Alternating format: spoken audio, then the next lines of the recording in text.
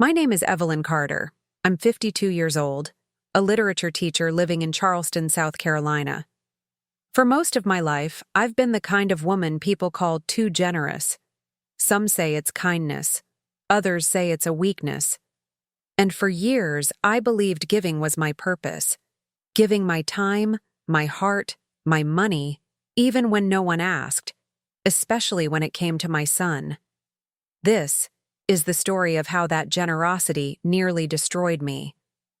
The last time I saw my son standing on my porch, he didn't bring flowers.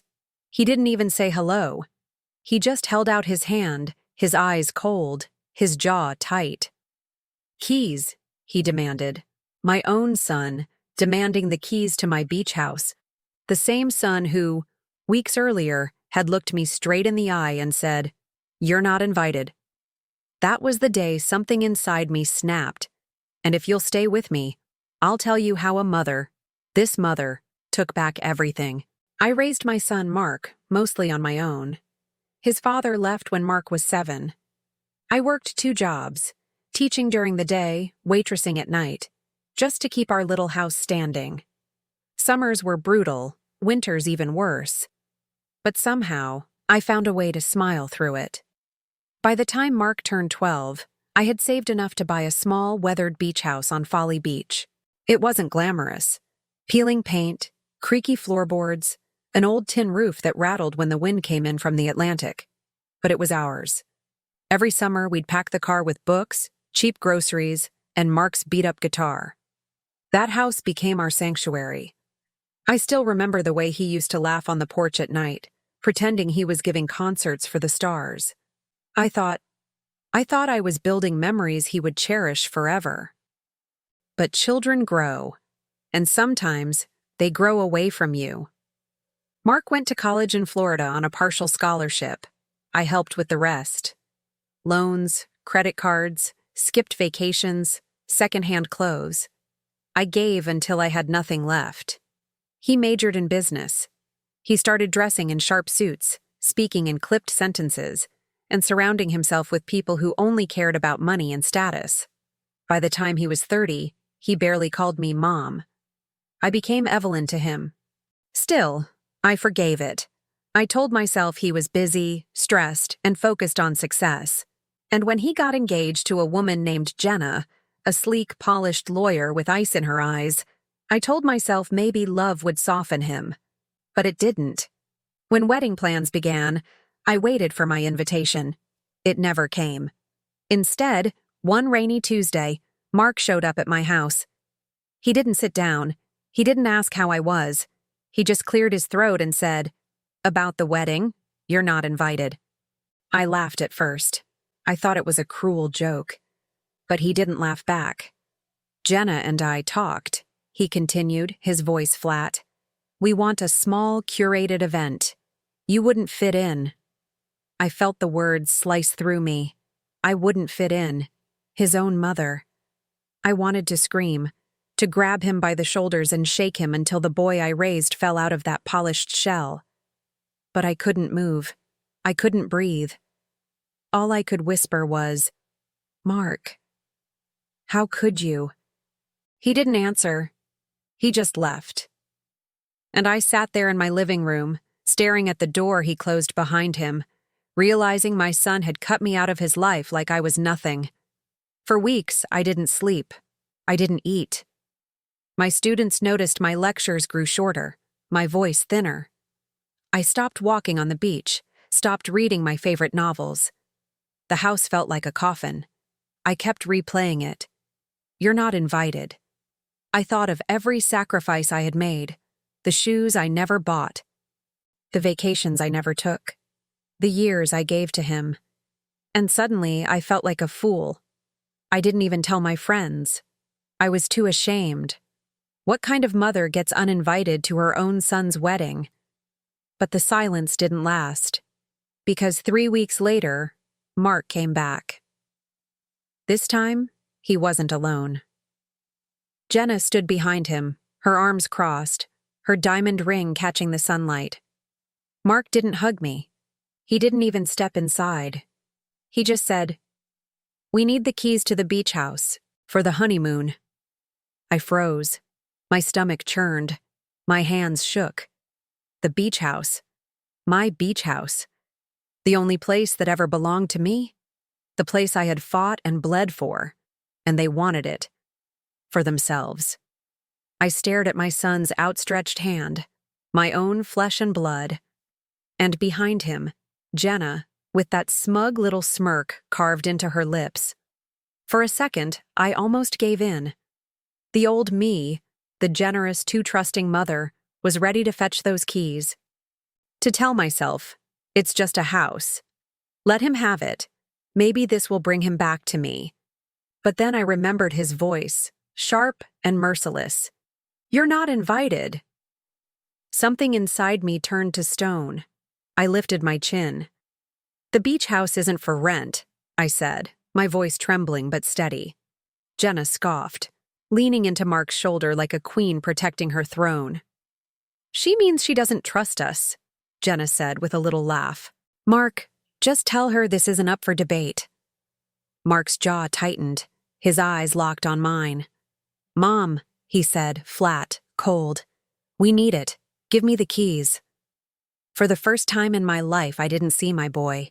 I saw a stranger, and I whispered, almost to myself, no. He didn't argue. He didn't shout. He just pulled his hand back like I had slapped him. His face twisted with something between disgust and disappointment. Fine, he spat. And with that, they turned, walked down the porch steps, and left. I stood there gripping the doorframe, listening to their car engine fade into the distance. My whole body shook. I was terrified. And yet, a strange calm washed over me. For the first time in years, I had said no. But defiance comes with consequences. The phone calls started the next morning. First, it was Mark. You're being unreasonable, he snapped. It's just for a week. What are you even going to use it for? Then Jenna. I don't know what kind of resentment game you're playing, she sneered. But you're only embarrassing yourself. People are going to think you're bitter, jealous, sad. I didn't answer. I let the phone ring until it fell silent. But inside, I was unraveling. I walked through the house in circles, clutching my chest, whispering, what have I done? What if I lose him forever? That night, I sat on the porch, staring at the horizon where the ocean met the sky. And then I remembered something my grandmother used to tell me. Evelyn, generosity without boundaries is just self-destruction. For years, I thought she was wrong. Now I knew she was right.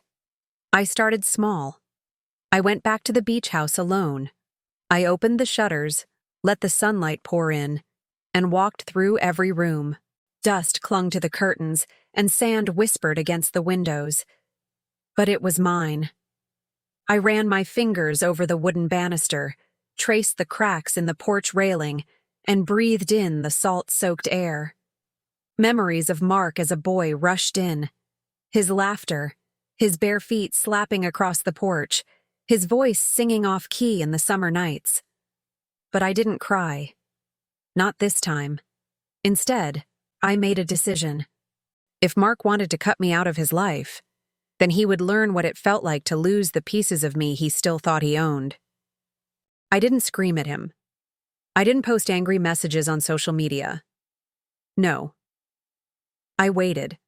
I began moving money. Quietly. Carefully. The beach house had always been in my name. But my savings account? That was another matter. Years ago, I had given Mark access when he was in college, thinking it might help him if he ever needed it. I never questioned it since, until now. I went to the bank. I sat across from a young teller with kind eyes and asked about my accounts. She clicked away at her keyboard, frowned, and said, Mrs. Carter, did you authorize these transfers? My heart sank. There it was, line after line of withdrawals. Small at first, then larger. Mark. My own son had been siphoning money from me for years. That night I curled up in bed, clutching the bank papers. My body shook with rage and grief. Tears streamed down my face, soaking the sheets. I had raised a thief. No, worse.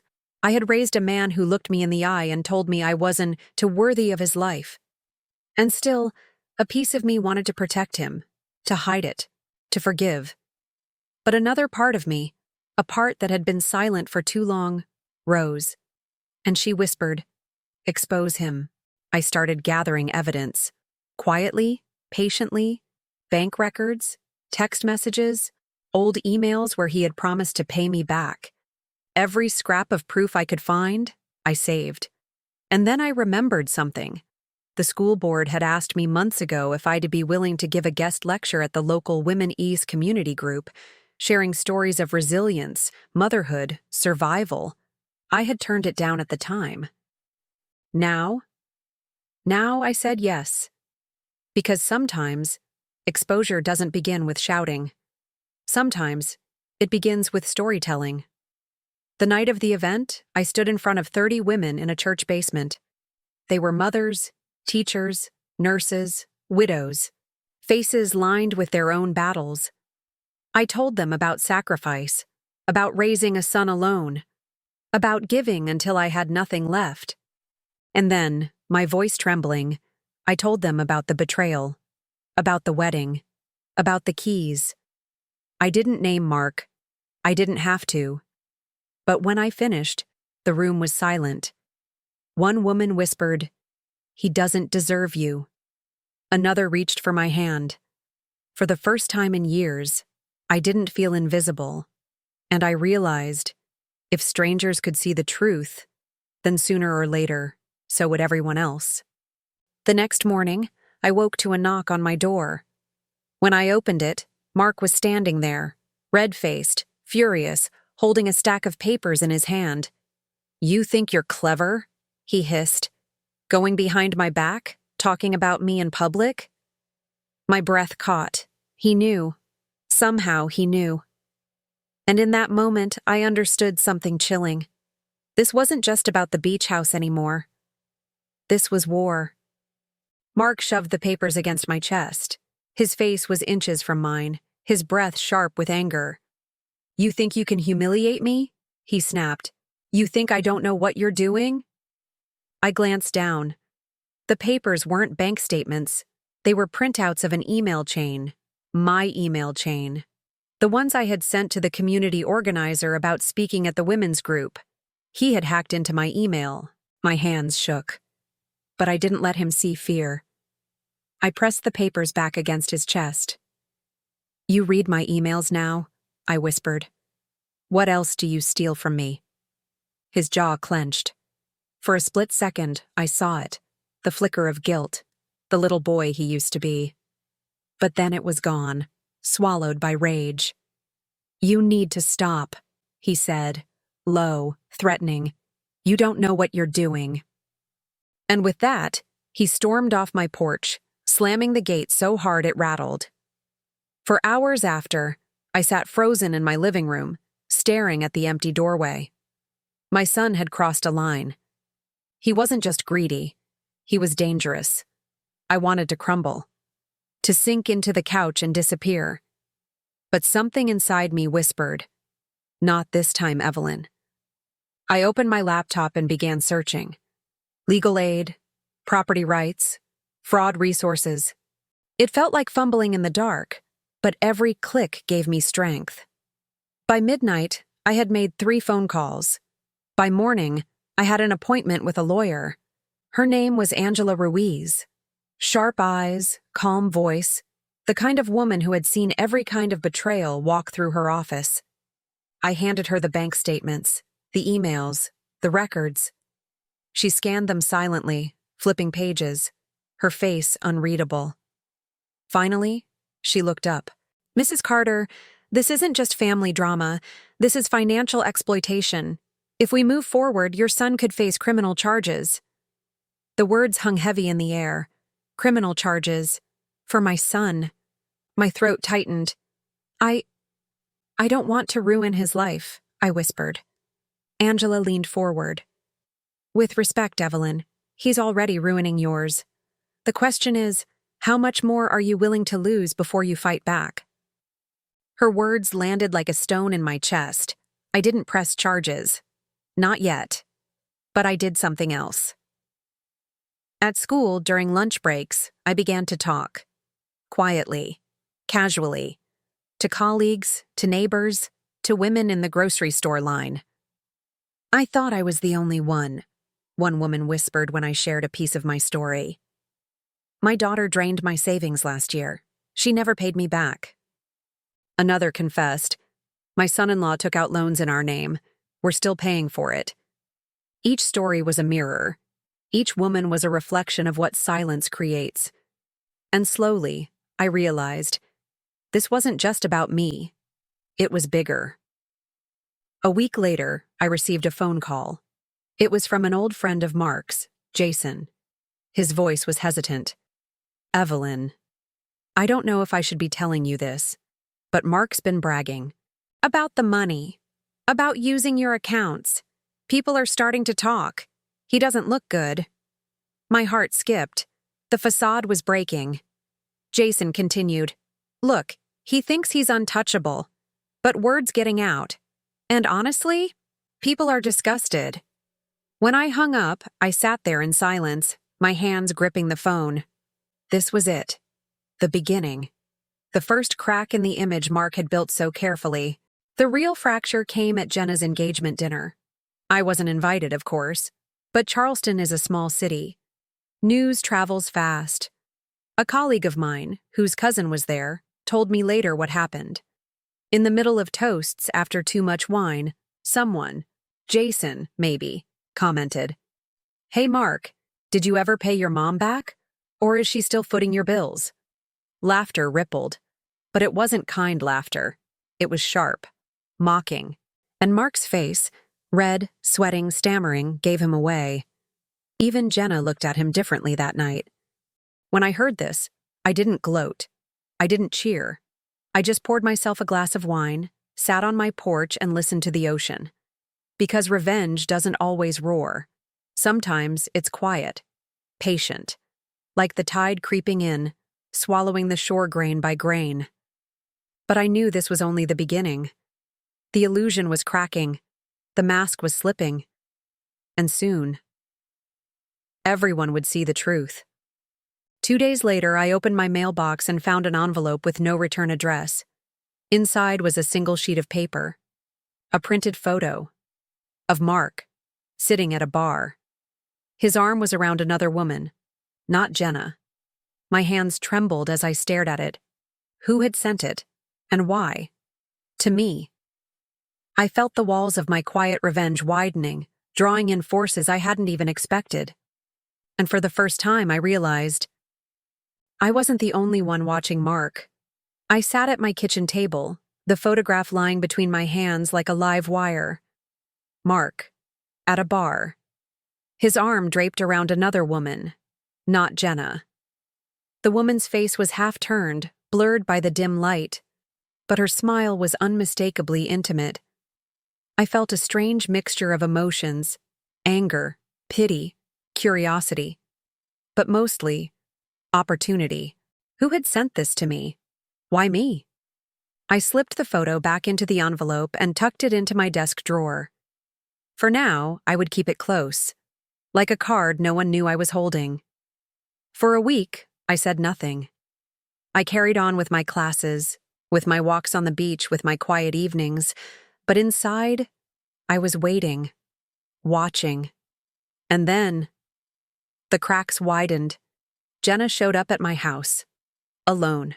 She looked perfect as always, sleek hair, fitted blazer, diamonds flashing. But her face was tight, her eyes sharp. She didn't ask to come in. She just stood on my porch and said, Whatever game you're playing, end it. I blinked. Game? Her lips curled. Don't act innocent. Someone's been whispering things about Mark, about his finances. And now there are rumors he's been unfaithful. My heart thudded. She didn't know. She suspected. I tilted my head, kept my voice calm. Jenna, if you're worried about Mark, maybe you should ask him, not me. Her nostrils flared. You think you're clever. But let me make something clear. If you try to sabotage this marriage, you'll regret it. She turned sharply and walked away, her heels clicking like gunshots on the pavement. I watched her go, my hand trembling against the doorframe. I whispered to myself, "Oh, Jenna, you don't know me at all." That night, I opened my drawer and pulled out the photo. I didn't send it to Jenna. Not yet. That would be too easy. Instead, I slipped it into an anonymous envelope and mailed it to his office. 2 days later, the whispers began. "Did you hear about Carter?" "Yeah, someone saw the picture." "Does Jenna know?" The gossip spread like wildfire. And Mark, always so polished, so controlled, began to stumble. Jason called me again. His voice was low, almost conspiratorial. "Evelyn, I don't know what's going on, but Mark's unraveling." He snapped at his assistant. "He missed a client call. People are saying he looks haunted." Haunted. I smiled. Not with joy, but with a cold, quiet satisfaction. Because for the first time in years, the balance was shifting. One evening, my neighbor, Linda, invited me over for dinner. A small gathering, nothing fancy. Halfway through the meal, her husband leaned across the table and said, "So, Evelyn, is it true your son's been in trouble?" The room went silent. Everyone watched me. For a moment, I thought I'd choke on my wine. But then, I exhaled, and I said, steady and clear, "Yes, it's true. He's not the man I thought he was. No more protecting him. No more excuses." And in that moment, I felt something break free inside me. The shame, the silence, gone. The weeks that followed were brutal. For him. I didn't lift a finger. I didn't make a call. I didn't spread a word. The gossip did it for me. The photograph. The whispers about money. The story of a son who uninvited his mother from his wedding. His perfect facade was crumbling piece by piece. And Jenna? She was slipping too. Rumors swirled of fights, of cold silences, of her diamond ring missing from her finger at work. I watched it all from the quiet safety of my porch, sipping tea, listening to the waves crash. For once, time was on my side. Then, one night, just as I was drifting off to sleep, I heard it. A crash. Glass shattering. I sat up, my heart pounding. Downstairs, the back door swung open. And there, stumbling inside, drunk, furious, was Mark. His eyes were wild, his voice slurred. "You did this!" he shouted. "You ruined me!" And in that moment, I knew this wasn't just revenge anymore. This was survival. The sound of shattering glass echoed through my chest. I froze at the top of the stairs, gripping the banister, listening to the creak of footsteps moving through my kitchen. "Mom!" Mark's voice slurred, thick with liquor and rage. "Get down here!" My legs trembled. My throat felt dry, but I forced myself to breathe slowly, quietly. He was drunk, angry, dangerous. I needed to stay calm. I stepped into the kitchen doorway. He was standing by the sink, shards of glass glittering on the floor around his shoes. His hair was messy, his shirt untucked, his eyes bloodshot. "You!" he spat, pointing at me with a shaking hand. "You're the reason everyone's talking. You ruined everything." My voice was steady, though my hands shook at my sides. "Mark, you broke into my home." He laughed bitterly. "Your home? Nothing you have exists without me? Without all the sacrifices I made, you'd still be a—" I cut him off. "No. Everything I have exists because I built it. You only ever took." His face twisted. For a moment, I thought he might hit me. His hand lifted, fingers curling into a fist. But then, he dropped it, slamming his palm against the counter instead. "Give me the keys," he hissed. "To the beach house. Give me the damn keys, and maybe I'll forget all of this." I took a step closer, my voice low, trembling but firm. "You already forgot something, Mark. You forgot who raised you, who gave up everything for you. And now, I don't owe you a thing. His face went red. He leaned in, his breath sour with whiskey. "If you don't give me what I want," he whispered, "you'll regret it. I swear to God, Mom, I'll make sure you regret it." I stared into his eyes, and for the first time, I didn't see my son at all. I saw a man I didn't recognize, a man I wasn't afraid of anymore. I spoke softly, almost a whisper. "Get out of my house." He hesitated. His jaw clenched. And then, with a roar, he grabbed a chair and flung it across the room. It crashed against the wall, splintering wood and leaving a deep dent in the plaster. Then he stormed out, slamming the door so hard the windows rattled. I stood alone in the wreckage of my kitchen, my body shaking violently. Tears burned my eyes, but I held them back. Because I knew this wasn't over. The next morning, I drove to the police station. My hands shook as I filled out the report. Breaking, property damage, verbal threats. The officer, a young woman with kind eyes, looked at me and asked, "Do you want to press charges against your son?" I hesitated. The word son cut deep, but then I remembered the chair smashing against the wall. His fist was hovering in the air. His voice dripped with venom. "Yes," I whispered. "I do." 2 days later, Jenna showed up again, but this time she wasn't wearing diamonds. She wasn't polished. She looked hollow. Her lipstick smudged. Her hair is unkempt. Her voice strained. "I don't know what you've done to him," she said, "but he's falling apart. He's drinking, he's snapping at everyone, and now the police are involved." I stayed quiet, just watching her. She shook her head. "Do you want to see him destroyed? Is that what you want?" I finally spoke. Calm. Cold. "No, Jenna. I want him exposed. There's a difference." Her eyes narrowed. "If he goes down, so do I." I tilted my head. "Then maybe you chose the wrong man." She stared at me for a long moment, her lips pressed into a thin line. Then she turned and left, her shoulders tense. After that night, I felt something change inside me.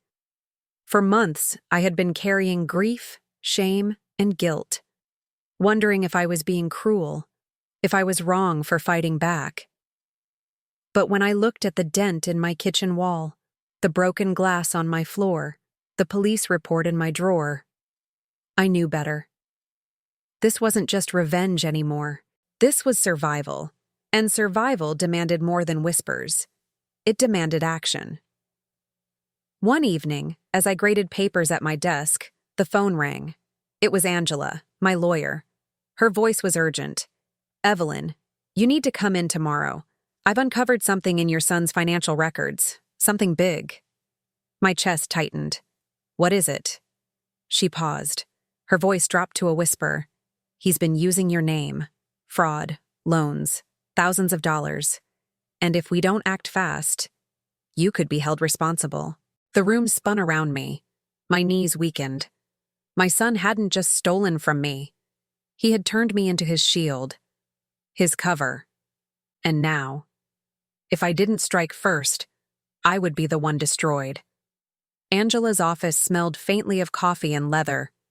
Papers were stacked neatly on her desk, but the folder in front of her looked heavier than all of them combined. She slid it toward me. "Everything you need to see," she said softly. My hands trembled as I opened it. Loan applications, credit cards, lines of credit I had never heard of. All in my name. My signature. Copied, shaky, but close enough to pass. Tens of thousands of dollars. I covered my mouth with my hand. My chest tightened. He did this?" Angela nodded. Her voice was steady. "It's identity theft, fraud. Evelyn, if the creditors catch up with you before we act, you'll be the one they come after, not him." Tears blurred my vision. My son hadn't just stolen money. He had stolen me. My name, my trust, my life. Angela leaned forward. "We can fight this, but we have to be aggressive. Are you ready for that? I closed my eyes. My grandmother's voice echoed in my head.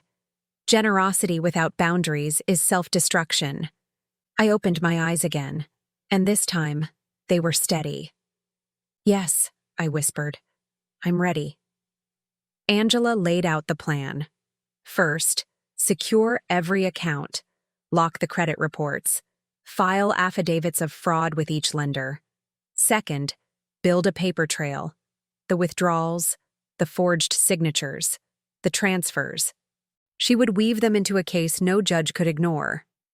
Third, go public, legally, file suit, drag him into court where the truth couldn't hide. The thought made my stomach twist. The court meant exposure, shame, headlines. But maybe that was the point. Meanwhile, the gossip around town thickened like smoke. Jason called me again. His voice was hushed, cautious. Evelyn, it's getting bad. Mark showed up at the office drunk, yelled at his boss. They're talking about letting him go. I swallowed hard. And Jenna? Jason sighed. They fought at a restaurant. People saw. She threw her ring at him. Walked out. I gripped the phone tighter. A strange mix of grief and relief coursed through me. Part of me wanted to cry for the boy I once knew, the barefoot child on the porch with his guitar. But another part whispered, he chose this path, not you. Angela filed the lawsuit on a gray Tuesday morning. I signed my name at the bottom of the papers, my hand shaking, but my resolve unbroken.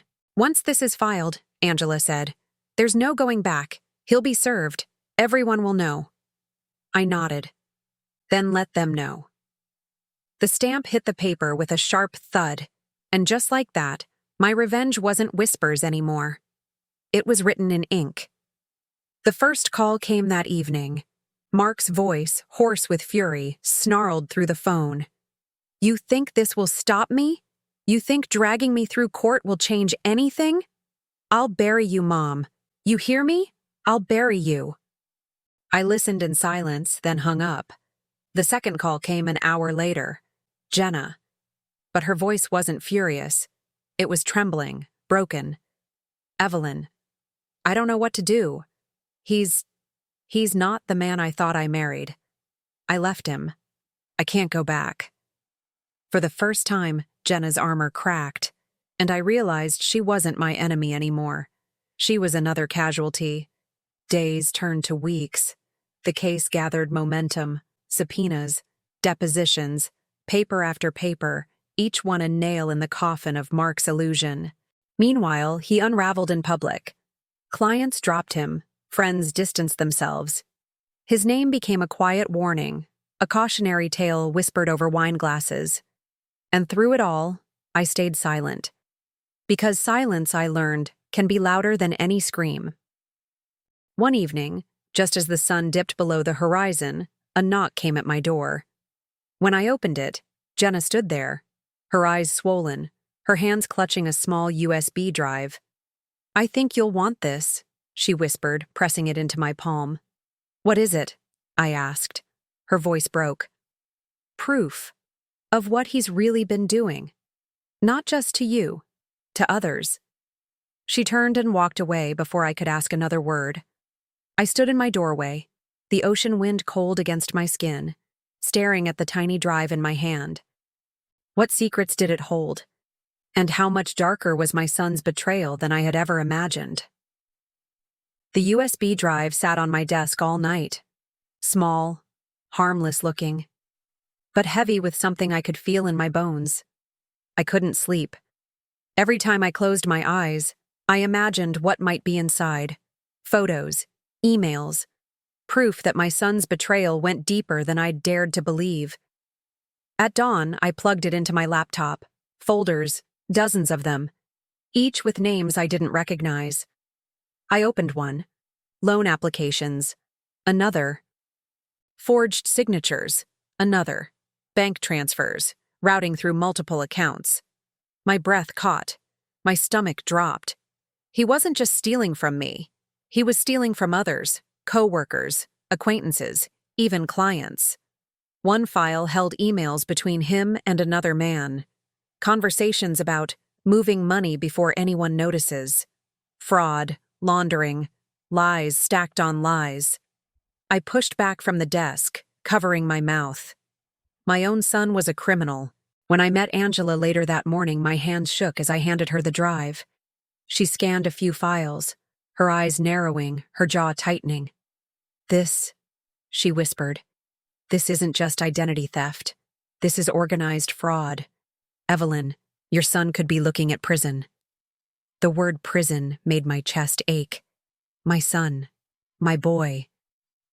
But then I remembered the chair crashing against my wall, the photo in the mail.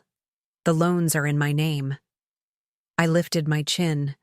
My voice was quiet but firm. Then let him face it. The first hearing was small, just procedural, but the room was full. Curious neighbors, former co-workers, even a reporter with a notepad. Mark walked in late, his suit rumpled, his eyes bloodshot. For the first time, he didn't look like the polished man I once knew. He looked hunted. He tried to catch my eye, but I kept my gaze on the judge. When the charges were read, whispers rippled through the room. Fraud, forgery, identity theft. Mark scoffed, shaking his head. "This is ridiculous," he muttered under his breath. But his hands trembled as he shuffled the papers in front of him. For once, his confidence was cracking in public. A week later, the reporter's article appeared. The headline burned across the page. "Local businessman accused of defrauding mother in shocking identity theft case." My phone buzzed nonstop. Friends, colleagues, strangers. Some called with sympathy, some with pity, some with thinly veiled curiosity. But the truth was out. The illusion was shattered. And Mark? He was drowning in it. Jenna called me one evening. Her voice was quiet, raw. "I should have listened," she whispered. "I saw the signs, but I thought I could change him." "You can't change someone who doesn't want to be saved," I said softly. She sniffled. "He told me you were jealous, bitter, that you wanted to ruin his happiness." I closed my eyes. "That's what abusers do, Jenna. They turn truth into poison." She was silent for a long time. Then she said, almost a whisper, "If you need me to testify, I will." At the next hearing, Angela introduced evidence from the USB. The courtroom buzzed as the files were projected. Forged documents, bank transfers, conversations. Mark's lawyer sputtered, objected, and argued. But the evidence was undeniable, and Mark, my son, sat there with his face pale, his jaw tight, sweat glistening on his forehead. For the first time, he looked small. After court, as I walked to my car, I felt a presence behind me. "Mom." I froze, his voice, low, shaking. I turned. He stood there, his eyes bloodshot, his suit wrinkled. But his expression, it wasn't rage this time. It was desperation. "Please," he whispered, his voice breaking. "Don't let them do this to me. You're my mother." For a moment, my heart clenched. The boy I once loved flickered in his eyes. But then I remembered everything. The theft, the lies, the threats. And I realized forgiveness wasn't part of this story. I said nothing. I just walked away. The courtroom smelled of paper, coffee, and nerves. I sat at the plaintiff's table beside Angela, my hands folded in my lap. The wood of the chair pressed hard against my back, but I didn't move. I sat still, unflinching. Across from me sat Mark, my son. His suit wrinkled, his tie crooked, his jaw tight. His eyes darted between me and the floor, never holding my gaze for long. This wasn't the polished businessman the world once admired. This was a man cornered. Angela called Jenna to the stand. The room fell silent as she walked forward. No diamonds. No polished perfection. Just a woman stripped down to truth. She raised her hand, swore the oath, and sat. Her voice trembled at first, but then it steadied. "Mark lied to me," she began. "He lied about money, about loans, about who was paying the bills.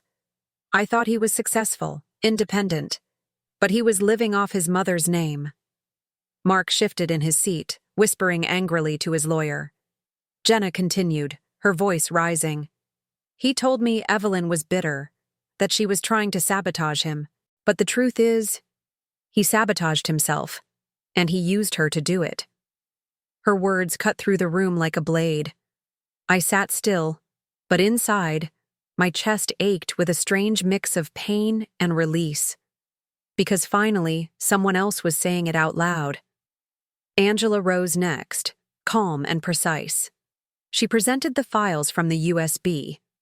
Emails, transactions, forged signatures. Each one was projected on the screen. Each one is undeniable. The whispers rippled through the courtroom.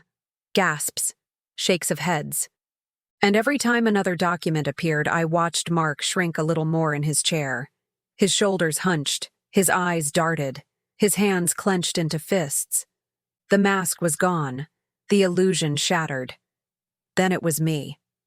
The bailiff called my name. I stood, walked to the witness stand, and raised my hand.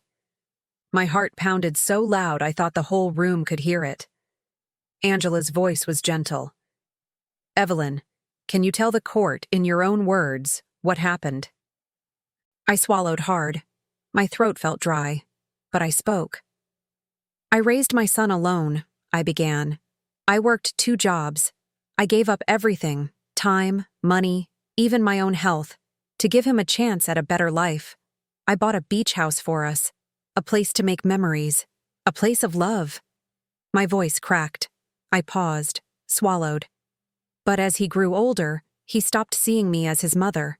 He saw me as a resource, a wallet. He took money without asking.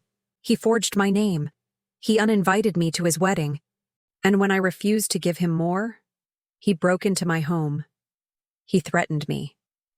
The courtroom was silent. Every eye was on me. I took a deep breath. "I am not here because I want to hurt my son. I am here because he hurt me. And he kept hurting me until I had no choice but to stand up. This case isn't about revenge. It's about survival." Angela nodded softly. "Thank you, Evelyn." I stepped down, my legs shaking but my spine straight. When it was Mark's turn to speak, his mask cracked completely. He shouted, denied, blamed. His voice rose, sharp and defensive. "She's lying. She's jealous. She never wanted me to succeed." The judge banged the gavel. "Mr. Carter, control yourself." But he couldn't. He was unraveling in front of everyone. And in that moment, I knew. His destruction wasn't my doing. It was his own. The trial stretched for days. But when the verdict finally came, it was clear. Guilty. On multiple counts of fraud and identity theft.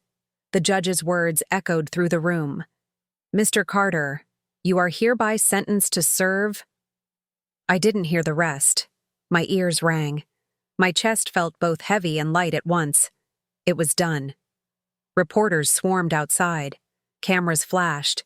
Voices shouted questions. "Evelyn, how do you feel? Do you forgive your son?" I walked past them without answering. Forgiveness wasn't part of this story. At home, I sat on the porch of the beach house. The ocean roared softly in the distance, the sky painted in streaks of orange and pink. For the first time in years, I felt still. Not happy, not healed, but still. And then, just as I began to believe it was over, I received a letter in the mail. No return address, just my name, typed neatly on the front. Inside was a single sentence typed on plain white paper. "He's not finished." My hands trembled, my breath caught. Because even in chains, my son still had a hold on me. And I knew. The story wasn't over yet. I read it over and over. "He's not finished." The words were typed neatly, no smudges, no signature. Just a threat dropped like a stone into my fragile calm. I sat at the kitchen table, the paper trembling in my hands. Outside, the waves crashed against the shore, steady, relentless. Was it him? Had he found a way to reach me from behind prison walls? Or was it someone else? Someone he had pulled into his schemes. Someone who still wanted what he couldn't take from me. Sleep became impossible. Every sound in the house made me flinch. The creak of the floorboards, the rattle of the shutters in the wind. I began locking every door, checking every window twice before bed. I kept a light on in the hallway. The beach house, once my sanctuary, felt like a trap. And yet, I refused to run. I told myself, "You've survived worse. You'll survive this too." Angela called me a few days later. Her voice was calm but firm. "Evelyn, I don't want you to panic, but you should know, Mark has requested visitation rights. He wants to see you." My heart stopped. "See me?" "Yes. He says he has something important to tell you." I laughed bitterly. "Important? After everything he's done?" Angela was quiet for a moment. "It's your choice. You don't have to go, but if you want closure, this may be your chance." Closure. The word hung heavy. Could I really face him again? Look into the eyes of the boy I raised, the man who betrayed me, and walk away whole? A week later, I found myself walking through the cold, sterile halls of the county prison. The air smelled of disinfectant and metal.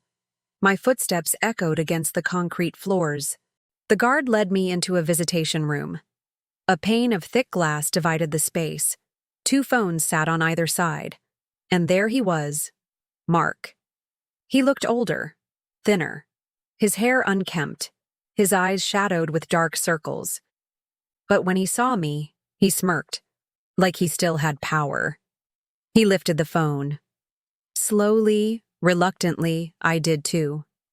"Mom," he said, his voice calm, almost gentle. "You look good." I said nothing. He leaned forward. "I know you think you've won, but you haven't. I still have friends. People who owe me favors. People who know things about you." My stomach tightened. "About me?" His smirk widened. "Do you think you're the only one who can play this game? You think you're safe now? You're not." I gripped the phone tighter. My voice was low, steady. "What do you want, Mark?" His eyes flickered. For a moment, the mask slipped. "I want out, and you can help me." I almost laughed. "Help you? After everything?" His voice hardened. "You owe me. You're my mother." Something inside me snapped. My voice broke through the glass, sharp and trembling. "No, Mark, I don't owe you anything. Not anymore. You took everything from me. My money, my peace, my trust. You even tried to take my name. But you can't take what's left." He glared, his knuckles white against the phone. "You'll regret this," he hissed. I leaned closer, my voice a whisper. "I already regret giving you everything, but I don't regret ending it." I hung up the phone. For the first time in my life, I turned my back on my son. And I didn't look back. Outside the prison, the air felt different, crisp, lighter. I sat in my car, staring at the horizon, my hands still trembling. There was no forgiveness, no reconciliation, just the truth. And the truth was enough. That night, I returned to the beach house. I poured a glass of wine, sat on the porch, and listened to the waves. For the first time, I allowed myself to believe it was over. Until I heard it. A car engine. Slow. Crawling past the house. My heart raced. I stood, peering into the darkness. The headlights cut through the night, then disappeared around the bend. But the echo of the engine lingered. And I realized, even after the verdict, even after the prison walls, the shadow of my son still stretched long over my life. The night after the car passed my house, I didn't sleep. I sat on the porch, a blanket wrapped around my shoulders, staring at the dark road. Every sound made my heart lurch. Every gust of wind felt like a warning. He's not finished. The words from the letter whispered in my head, over and over. But as dawn broke, the sky bruised with pink and gold, I felt something shift inside me. Fear had followed me long enough. It was time to finish what he had started. Angela called that morning. Her voice was crisp, efficient. "Evelyn, I have news. The state's moving forward with federal charges. With the USB evidence and the testimony, your son won't be out for years, maybe decades." I listened in silence, gripping the phone tighter. But when I hung up, I realized it wasn't enough. Mark still had a hold on me, on my name, in my memories. And until I broke that tie completely, I would never be free. That evening, I drove to the beach house with a stack of papers in my passenger seat. The tide was low, the sand glistening silver under the moonlight. Inside, the house smelled of salt and wood. Old memories pressed against me. Mark's laughter as a child, his footsteps racing down the hall, his voice asking me to tuck him in. I walked through each room slowly, like saying goodbye. Then I sat at the kitchen table and signed the papers. A transfer of ownership, a donation. The beach house, gifted to the women's shelter in Charleston. The only place Mark had ever wanted from me, now belonged to strangers who needed it more than he ever would. I slid the signed deed into an envelope, sealed it, and whispered, "You'll never touch this again." The next day, I stood in front of the courthouse. Reporters swarmed as news broke. Evelyn Carter, the woman at the center of the fraud scandal, had donated her beach house to a shelter for battered women. They asked why. I looked into the cameras, my voice steady. Because no one should ever lose everything to someone they love. And because I refuse to let my son's greed define me, or my home. The story spread. Not about him anymore. About me. About resilience. About reclaiming. And just like that, the last key slipped from his grasp. A week later, I received a letter from the prison. This time it was from Mark himself. Scrawled handwriting, angry, desperate. "How dare you give away the house? That was mine. You'll regret this, Mom. You'll regret it until the day you die." I read it once, then I burned it in the sink. As the paper curled into ash, I whispered, "No, Mark, for the first time in my life, I don't regret a thing." Now I sit on the porch of my smaller home in Charleston. The beach house is gone. My son is gone. My savings, my reputation, they will take years to rebuild. But for the first time, the silence doesn't crush me. Because silence can also mean freedom. I think of my grandmother's words again. Generosity without boundaries is self-destruction. I finally understand. I gave too much, for too long. I let love blind me. I let motherhood chain me. But not anymore. This isn't forgiveness. This isn't peace. It's clarity. And sometimes clarity is enough. If you're listening, don't wait as long as I did to take back what's yours.